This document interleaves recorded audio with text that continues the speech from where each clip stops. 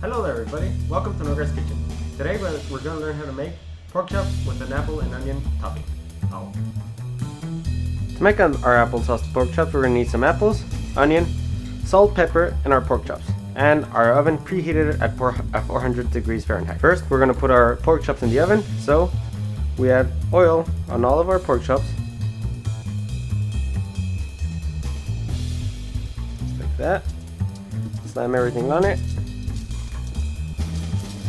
Both sides. Once we have oiled both sides of the pork chop, we add some garlic powder,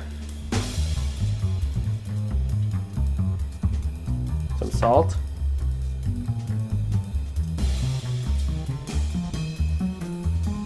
and pepper.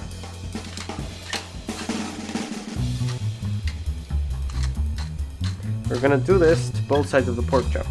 So after you've done this side, spread it around, turn the pork chops around, and do the same on the other side.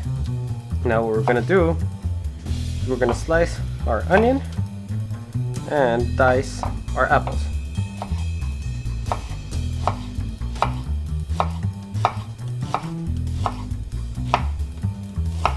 Now we melt 1 tablespoon of butter, and once our butter has heated up, we add our sliced onion to caramelize.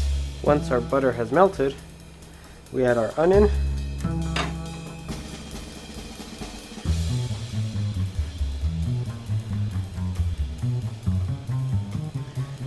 and we let it cook for around 15 minutes until it turns a brown goldish color. While our onion is cooking, we core our apples and we dice them.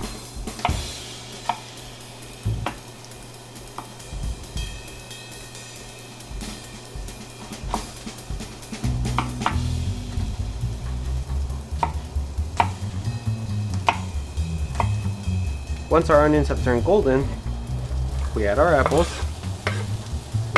and we cook them until soft.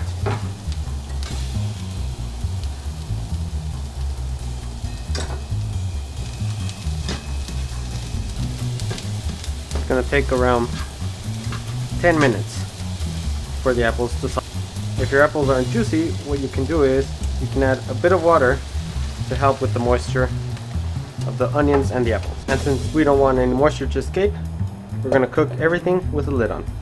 Once the apples and onions have softened up, we season with some salt and some pepper, and we let it cook for 5 more minutes without the lid on.